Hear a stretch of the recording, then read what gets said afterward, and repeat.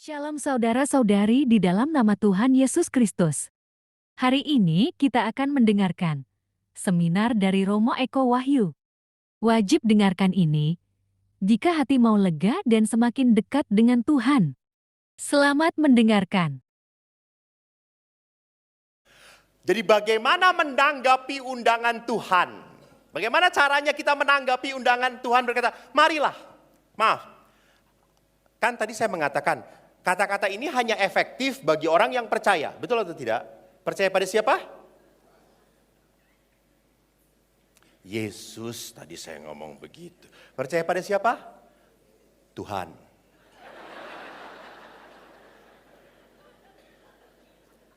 Maka saya tanya, apakah Anda percaya pada Yesus?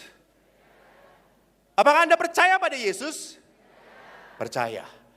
Bagaimana supaya saya lega, dilegakan oleh Tuhan?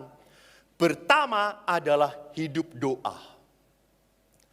No communication, no relationship. Nggak ada waktu untuk dengan Tuhan berdoa, maka sebetulnya Anda tidak pernah punya hubungan baik dengan Tuhan. Jadi relasi itu dijamin lewat apa? Komunikasi, betul. Bukan lewat doa, komunikasi. Kan di situ relasi komunikasi. Gitu ya. Benar. Anda betul Pak, bagus. Menyimak. Uang dikembalikan oleh panitia. Menyimak. Oh gratis. Udah gratis di depan lagi. Jadi saudaraku lihat bahwa relasi tidak akan pernah terjadi kalau kita jarang ketemu, jarang ngobrol. Jadi pertanyaannya, Anda sayang pada suami Anda? Sayang, ukurannya sering gak ngobrol?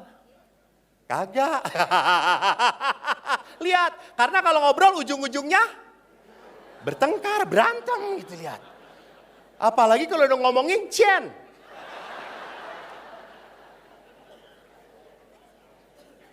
Wayau Cian, meow, meow, meow, meow, meow, meow. Jadi di situ lihat bahwa komunikasi adalah hal yang tidak bisa ditinggalkan dalam relasi dengan Tuhan. Bentuknya apa? Doa. Doa itu saya ibaratnya seperti apa? Ya mungkin jangan doa dihubungkan dengan ekaristi, beda. Yang mau dikatakan di sini adalah doa pribadi. Biasanya doa pribadi kapan saja Pak? Om, doa Om, kapan saja Om? Ketemu istri ya, Tuhan berikan kesabaran gitu ya. Bangun pagi, bangun tidur, bersyukur doa itu, bersyukur ya. Tapi saatnya kapan? Bangun pagi, makan, setelah makan, mau tidur lagi. Ya, sebelum dan setelah makan, lalu mau tidur. Baik Om. Tapi dalam gereja Katolik ada yang lebih baik lagi. Bahwa dalam gereja Katolik selalu lonceng berdentang pada pukul. Yaitu lonceng apa? Angelus, Angelus, doa malaikat Tuhan. Dan juga jam, doa apa? Ya. Kenapa jam-jam itu kita harus berdoa? Supaya ini, Anda tahu, maaf, karena mercisinya jangan tersinggung. Anda tahu anjing? Saya karena di pastoran saya di belakang selalu ngelihat orang-orang bawa anjing. Kalau anjing belum bisa diatur pakai apa? Tali, ditali. Nah itu. Jam-jam doa itu adalah tali. Supaya hidup kita kembali pada Tuhan. Kembali pada Tuhan. Tali. Maka jam 6 kita kidungkan malaikat Tuhan. Kita ingat peristiwa-peristiwa Maria menerima kabar gembira dari malaikat Tuhan. Aku ini hamba Tuhan. Biar rasa terjadi padaku. Seperti itu. Jam 6, 12 pun sama. Teng. Doa. Supaya apa? Saya ditali oleh Tuhan. Bukan supaya saya kadius ya maneh. Kadius ya. Bukan. Supaya saya hidupnya terpusat pada Tuhan. Maka ditali oleh apa? Doa. Doa. Walaupun ada beberapa yang ibu-ibu yang saya bersama-sama saya, terus bunyi teng teng teng. Ibu-ibu itu tenang aja. Loh Bu, itu bel apa? Itu tanda udah jam 12. Dasar cek saya teh. Ngek-ngok kata saya teh. Itu angelus artinya Bu. Oh gitu. Jam 3 kerahiman. Mungkin ada beberapa, aduh pastor panjang banget mendoakan kaplet itu, lalu mendoakan doa kerahiman. Kalau Anda merasa panjang, Santa Faustina pun mengatakan, duduk 2-3 menit merenungkan. Tuhan begitu mencintai saya. Tuhan begitu memberikan saya penebus yang begitu besar, Yesus. Mati untuk saya. Jam 3 sama dengan di mana Yesus mati. Kita renungkan kematian Yesus. 1-2 menit saja. Saya ingat di katedral Jakarta, sekarang hampir menjadi kebiasaan orang-orang jam 12 datang ke kapel, ke gereja. Berdoa mengunjungi sakramen Maha Kudus. That's good. Hidupnya ditarik lagi pada Tuhan, ditarik lagi pada Tuhan.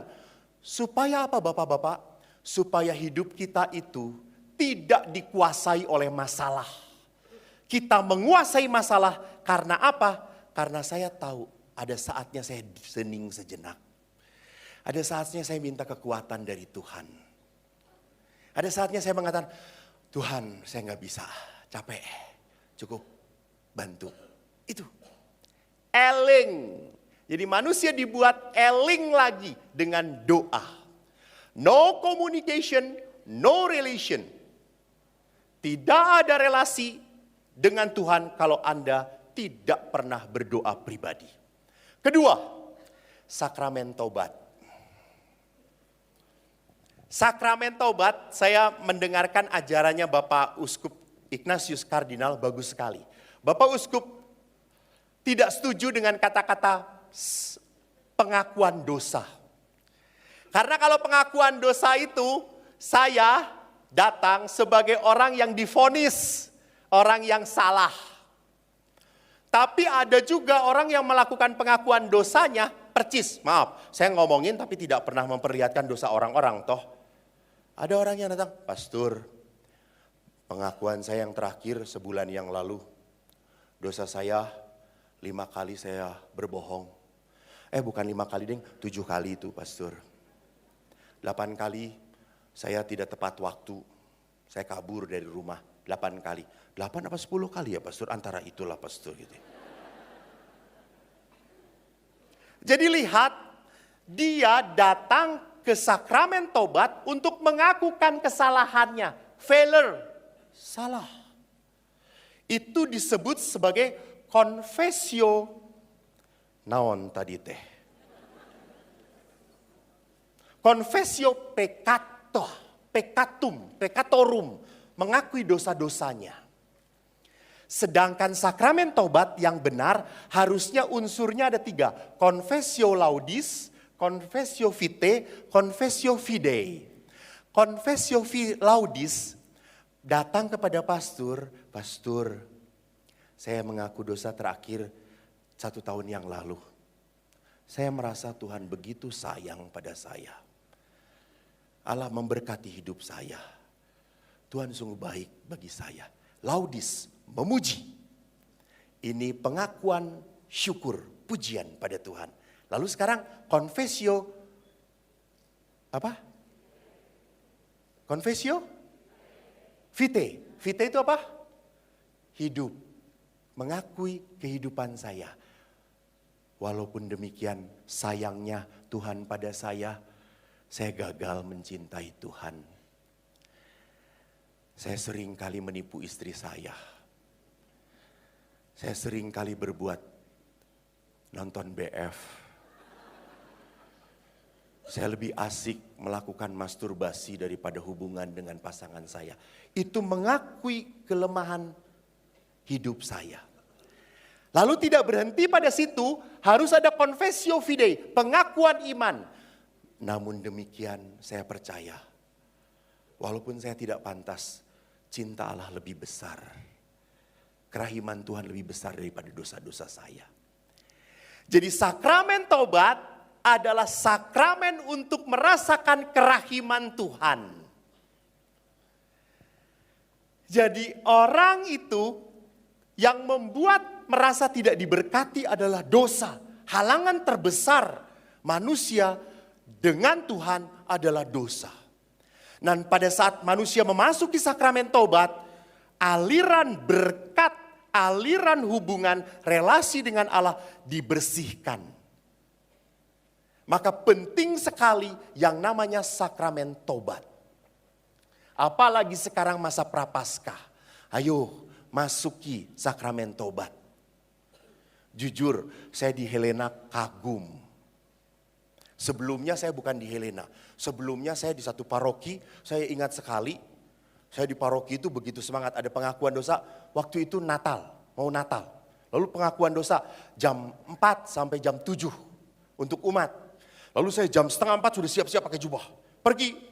Lalu pastor yang paling lama di situ nanyain, mau kemana kok? Pengakuan dosa, melayani umat.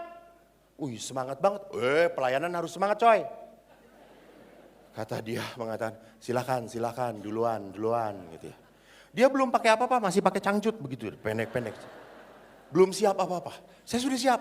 Datang ke kamar pengakuan, saya nyalakan lilin, saya diam, menunggu. 1 jam, hanya nyamuk yang datang. Dan teman-temannya lalat juga datang.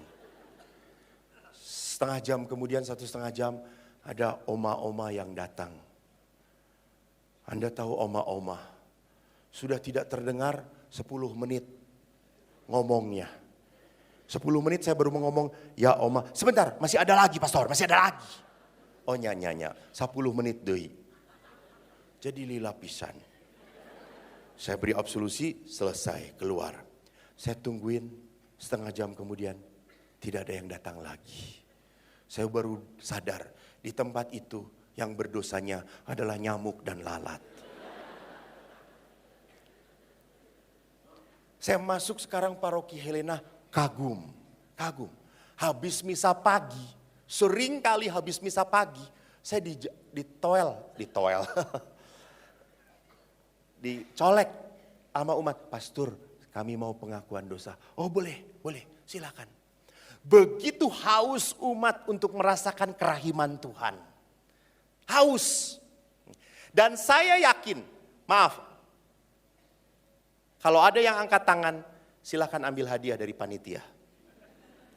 Apakah ada di antara Anda yang pulang dari pengakuan dosa menyesal? Silakan angkat tangan.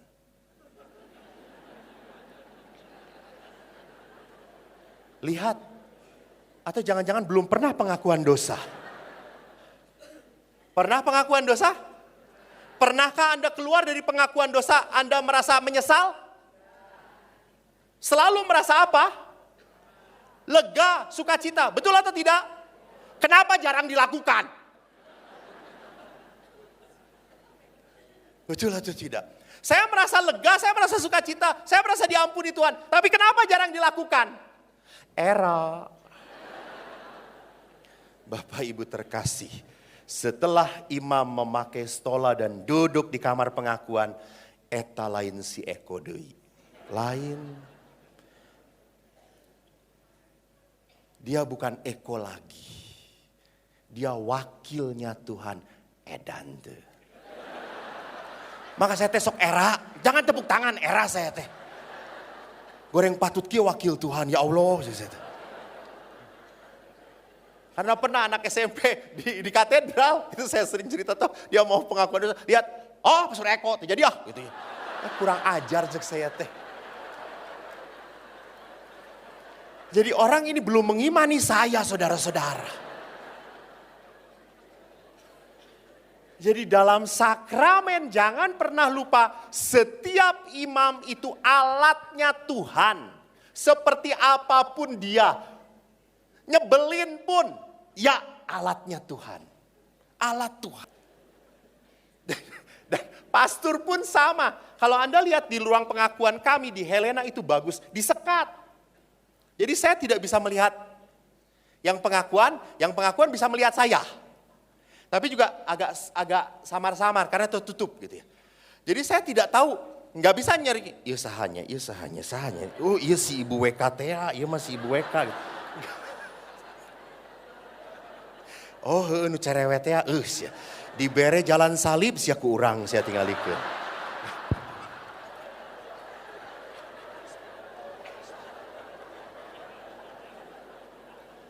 Masa ya pastor pengakuan dosa sentimen gitu ya. Oh iya tara mengirim makanan, ya tara ngirim makanan ke pastoran. Maka ibu sebagai penetensi 1 tahun ini sebagai denda dosa 1 tahun ini ngirim makanan ke pastoran itu. Jadi nggak bisa. Jadi imam hadir di situ pun harus sungguh sadar dia mewakili Kristus. Dan terakhir, sakramen Ekaristi. Banggalah menjadi seorang Katolik karena kita mempunyai sakramen Ekaristi. Di mana sakramen Ekaristi adalah saat bagi kita mengalami kehadiran Kristus yang nyata. Ingat, Ekaristi pernah membuat orang yang tidak semangat menjadi sukacita banget. Di mana peristiwanya?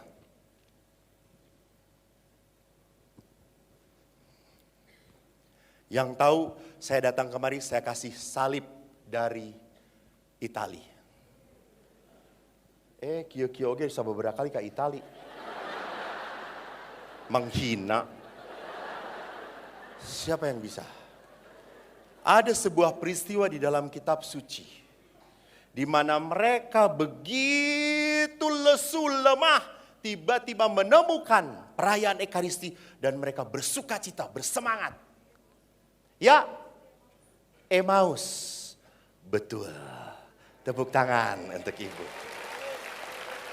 Akan dapat salib. Kenapa bapaknya yang ngomong, suaminya yang ngomong, woi salibnya. Gampang, orang Jakarta tinggal dikirim oleh saya. Betul, Emmaus. Kalau Anda ingat peristiwanya, mereka letih, lesu, capek, putus asa, kecewa. Dan itu waktu itu Yesus berkata, kenapa kamu kecewa? Kamu tidak tahu. Kami putus frustrasi dengan yang nama Yesus. Lalu Yesus ngajak ngomong, cerita, itu liturgi sabda. Lalu pada saat itu Yesus datang ke rumah mereka dan Yesus mengambil roti, mengucap syukur. Dia pecah-pecah. Apa yang terjadi?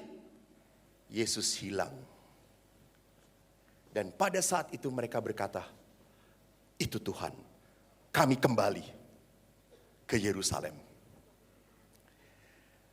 Jadi di dalam perayaan Ekaristi, yang paling agung dalam perayaan Ekaristi, puncak perayaan Ekaristi adalah apa? Ibu belakang. Ibu Eis. Puncak perayaan Ekaristi apa? Bu? Kolekte. Kolekte. Apa Bu Eis? Udah kolekte, berkat penutup lagi. Puncak perayaan Ekaristi, betul, doa syukur agung. Doa syukur agung. Di mana doa syukur agung di situ kita betul-betul melihat, menapaki Yesus yang sungguh mewujud di dalam hosti, di dalam sakramen Maha Kudus. Maka kita harus rindu untuk menyantap Ekaristi. Disitulah tempat kita dikuatkan, diberi nutrisi oleh Tuhan. Bapak Ibu, pengalaman saya sebagai imam, saya paling bahagia kalau disuruh Ekaristi. Saya senang, saya menikmati perayaan Ekaristi. Saya selalu kalau pada saat saya mengatakan inilah tubuhku yang dikurbankan bagimu. Saya langsung merasa, Tuhan, saya nggak pantas. Saya nggak pantas untuk memegang dan mengangkat hosti. Apalagi kemarin adorasi. Saya memegang Yesus. Orang-orang langsung ingin memegang velum saya. Menciumnya. Dan mereka menyembah. Saya sadar mereka bukan menyembah saya. Mereka menyembah Yesus. Yesus. Saya hanya membawa Yesus. Saya hanya membawa Yesus. Dan itu yang membuat saya, Tuhan, walaupun saya tidak pantas untuk membawa, Engkau masih perkenankan saya. Betul, saya yakin Tuhan masih memperkenankan saya menjadi imam. Buktinya apa? Masih hidup. Coba kalau sudah tidak berkenan, paeh maneh. Selesai saya. Jadi saudaraku yang terkasih, mari kita sambut undangan Allah. Marilah kepadaku yang lelah, letih, berbeban berat. Aku akan memberikan kelegaan padamu bila engkau setia berdoa, menikmati perdamaian melalui sakramen rekonsiliasi, tobat, dan akhirnya ekaristi, saat dari Tuhan untuk memberi makanan jiwa kita. Tuhan memberkati Anda semuanya. Amin.